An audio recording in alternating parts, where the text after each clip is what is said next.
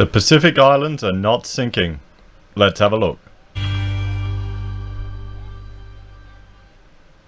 Hello everyone, I'm Florian Heise and welcome to another episode of Heise Says. Got my stein of coffee and I thought we would have a look at this fact check from ABC.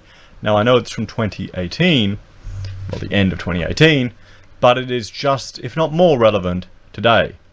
Because we're constantly hearing in the media, people are protesting all over the world in hysterics, that we need drastic change. They're calling upon the government to intervene and save them all from this evil that is climate change.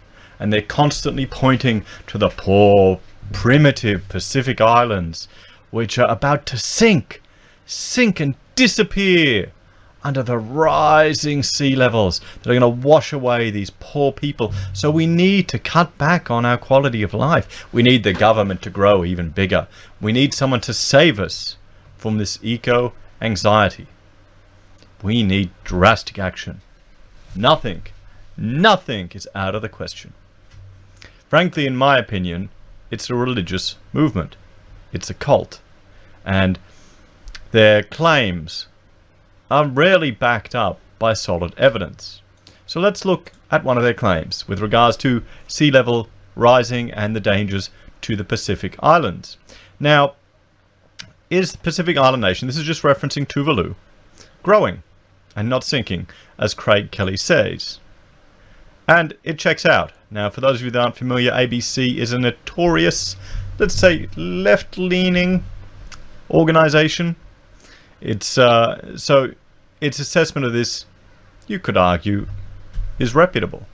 The claim: Liberal MP and climate skeptic Craig Kelly made. See, that's the thing. He's not a skeptic. This is the climate skeptic. Okay, I'm skeptical of the information that is presented to me.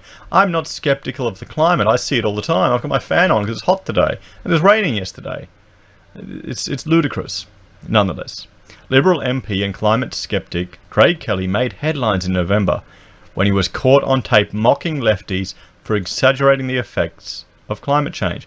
Well, yes, they've been doing that forever. Even Al Gore's movie, it's full of exaggerations, and it's now been proven a lot of the claims he made are completely wrong, because we're now in the future from when he made that film. Speaking at a local party event, audio of which was leaked to The Guardian. Bullshit, it was leaked to The Guardian. There probably was someone from The Guardian there. Mr. Kelly set out to debunk several justifications for climate change action, including the argument that Tuvalu, the Pacific Island nation, was slipping beneath the sea. The science tells us that Tuvalu, which I often hear about, is actually growing, not sinking, he told colleagues. So is Tuvalu growing? RMIT ABC fact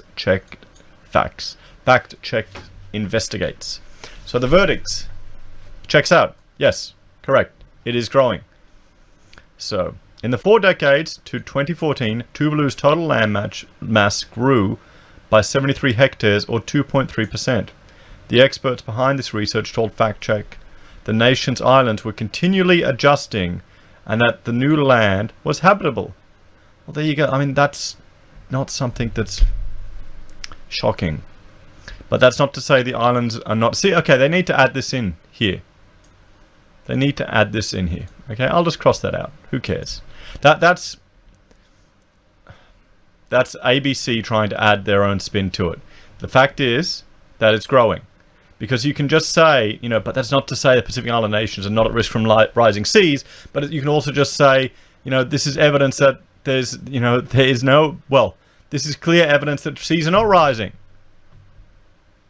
One expert told Fact Check that among the Solomon Islands, for example, reef and volcanic islands have disappeared or been eroded, in some cases displacing indigenous communities. Okay, but has that got anything to do with climate change, or has it got to do perhaps with where they're building their communities, or that these islands are continually adjusting? This wouldn't be the first time. Smaller islands in Tuvalu that are uninhabited have also shrunk. These islands are continually adjusting. That's what you said 2 sentences ago. The research cited by Mr. Kelly suggests certain islands, specifically larger atolls and reef platforms, can adapt to the current pace of sea level rises. However, the United Nations Intergovernmental Panel on Climate Change sets out 4 scenarios for further rises, 3 of them more severe than what Tuvalu has so far faced. Okay, the IPCC is questionable. A lot of the claims that they have made, people have been critical of. So, hang on, let's see if have I got this quote here. Nope. So I found this quote from Dr. Niels Axel, and he is a staunch critic of the IPCC. He is a retired paleogeophysicist in geodynamics department, former head of Stockholm University. And this is a quote from the self-published booklet that I have had a lot of trouble finding on the internet. Only things critical of it, but actually finding it has been quite difficult. It's funny that I had to go to go.go. So, when we were coming out of the last ice age, huge ice sheets were melting rapidly and the sea level rose an average of 1 meter per century. If the Greenland ice sheet started to melt at the same rate, which is unlikely, sea levels would rise by less than 100 millimeters, 4 inches, per century. So the rapid rise in sea levels predicted by computer models simply cannot happen. I'm sorry guys, we're not going to live in Waterworld. It's not going to happen. So I will link to an updated version of his publication that you can have a look, which is quite critical of the IPCC, alarmism, to be quite frank. And it all ties in to there's an accepted belief system, and if you dare to question it, you're considered a heretic. Sound familiar? So why is Tuvalu important? Halfway between Australia and Hawaii lies the tiny Pacific nation of Tuvalu. It is a place often cited in discussions about climate change and rising sea levels, given its 101 low-lying islands. Indeed, Mr. Kelly wrote about this link in a lengthy Facebook post in 2018. A tenet of faith for climate alarmist devotees and anti-coal zealots is the belief that Pacific islands such as Tuvalu are sinking beneath the seas. Well, I went to university with the son of a chief from Tuvalu, and we were working on a project with regards to ethics, and I remember the lecturers loved having him there because they were looking at ways to resettle the entire country into different parts of Queensland. And I mean, it was just ludicrous. It was just ludicrous, the concerns that they had, and this was over nearly a decade ago now. The Australian government has itself announced initiatives worth $300 million to help its Pacific neighbours, among them Tuvalu, to combat the effects of climate change. Okay, fantastic. That's our tax dollars going. It's our tax dollars going there. The source of the claims.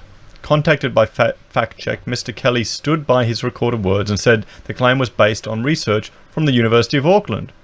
This peer-reviewed study used satellite imagery measuring Tuvalu's changing land area over 4 decades. Between 1971 and 2014, it showed the country grew by more than 73 hectares, or 2.9%.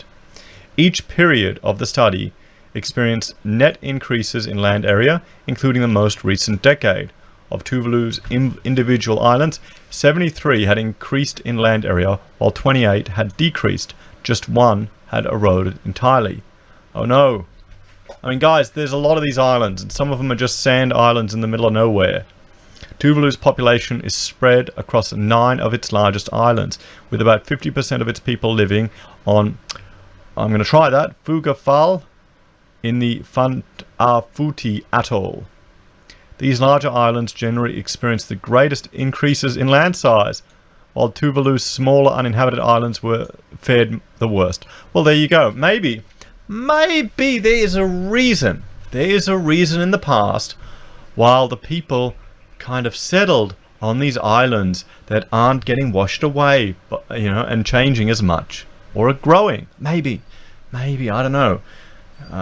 Ancient civilizations kind of adapted to the environment around them. Isn't that a thing? So, why is Tuvalu growing? The study looked at Tuvalu's... I bet you they're going to blame it on climate change. The study is looking looked at Tuvalu's two island types, atolls and reef platforms. Though both are formed from coral reefs, atolls are ring-shaped formations of islets or islands surrounded by a lagoon, whereas reef platform islands are solid, single structures. Their expansion, the study suggests, is the result of sediment, corals and other debris washing ashore by storms and waves. Coastal geomorphologist Paul Kenck, who led the research team, told Fact Check that Tuvalu's islands had always been changeable, and that they adjusted their position on the reef surface as waves, currents and sea levels changed. This is a continual adjustment process, he added. And here we have some images just showing how they're changing. How they're changing. I mean, here you go, look at the drastic movements of some of these guys over the time. Look at 71 to 2014, it's moving that way. There you go. This one, it moved that way and then that way. So, yeah, these things, look how much this one's grown. This is normal. Okay? This happens in nature. Notably, Tuvalu Prime Minister Eli Sopogang criticized the research, claiming it had not considered the habitability of the new land area. But Professor King told Fact Check that was not the case. These islands are essentially deposits of gravel and sand, he said. So there you go. I mean, the Prime Minister of Tuvalu is speaking out his ass. I'm not surprised. I mean, you can't blame him. You cannot blame him. This climate hysteria is a fantastic source of revenue for these little countries. What do they have? They've got, I think saltpeter was some of them, or a few resources, but most of it is tourism and climate fear. These are the two things they can market. Maybe safe havens for foreign investments, or the TV domain name. That was it. That's all these countries have. They've reached, they've reached a certain level of population density that they have there. There's not much more you can achieve there. But hell, they're beautiful to visit. The accredited material is no different to the older material. As previous research demonstrated similar growth in the atoll islands of Kiribati. So future sea level rises. Why are we even talking about that when in the last 30 years we haven't had any? In his statement, Craig Kelly cited the link between climate change and rising seas. The UN Intergovernmental Panel on Climate Change in 2013 modeled 4 scenarios for further sea levels, which vary according to projected carbon emissions. Under the IPCC's most conservative scenario, the last 2 decades of this century would see oceans rise by 4 millimeters per year within a range of 2 millimeters to 6.8 millimeters. Okay. The most severe scenario puts the rise at 11.2 millimeters per year. University professor John Church, who is an IPCC lead contributor on rising seas, told Fact Check the sea levels did not rise uniformly, but vary depending on factors such as ocean currents, surface winds, and water temperatures. Sure. Then how can you measure it? How can you make uniform claims when you've got all these other variables there? I don't understand.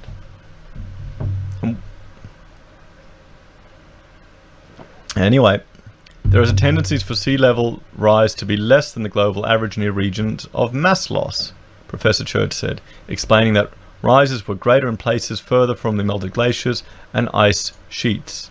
Professor Kenk's study reported that the seas around Tuvalu rose by about 3.9 millimeters per year between 1971 and 2014, roughly twice the global average around the same period. But then how did the islands grow?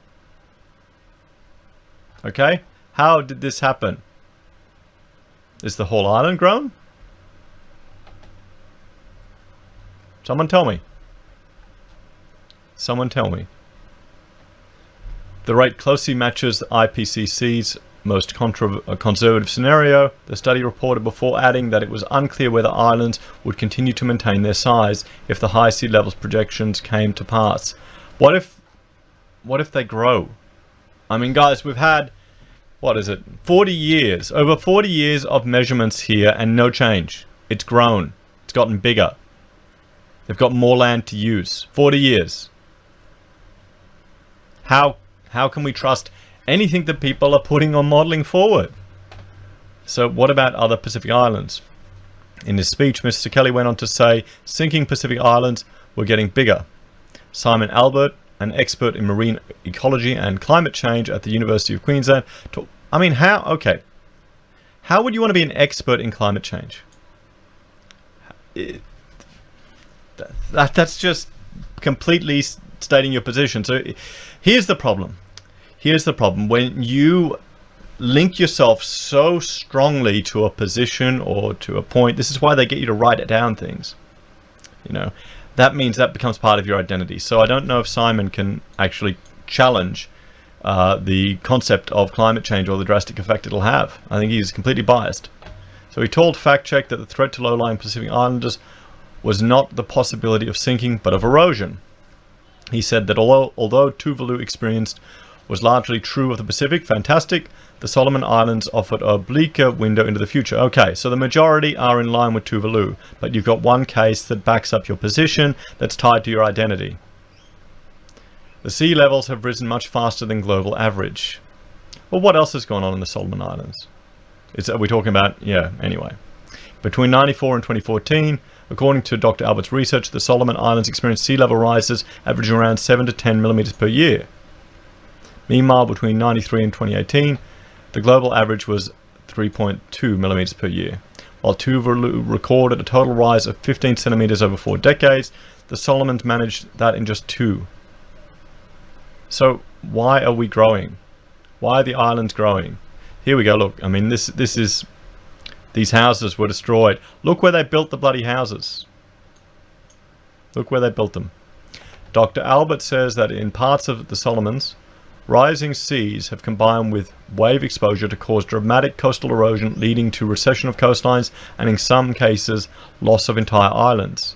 His research has shown that some of the Solomon's uninhabited reef islands, similar in structure to those in Tuvalu, have completely disappeared due to erosion. Yes, this is part of a natural process. This is happening all the time. The country's volcanic islands, generally larger and steeper than atolls or reef islands, had also experienced coastal erosion. As a result, local indigenous communities, some of which inhabited the islands for over 100 years, have been destroyed or displaced. In the Tuvalu study referencing to the Pacific more generally, Professor Kenk noted, commonly the densest populations are located in the economic and political centres situated on smaller and less stable islands, which represent less than 1% of the land available in the archipelagos. Well, then they move. Guys, that moving here, up to here, can happen. Relocating is not the end of the world. That's much more sensible. I hope our $300 million is going to be doing something useful and not being pissed away. So guys, I'll put a link to this book. Sea levels are not rising. This is the Center for Democracy and Independence. So by Professor Niels, Axel and Morner. And this is the only book I could find, but have a look at it, guys. Have a look at it. Let me know. I'll bring it over here. Let me know what you think. Because, frankly, they're getting bigger. It's all part of eco-anxiety. And this is going to be looked back. This will be looked back in 50, 100 years as a mass hysteria movement by a whole lot of people around the world, fueled by the media. I'll bet a carton. Like, share and subscribe. Let me know what you think, and I'll see you all later. Take care.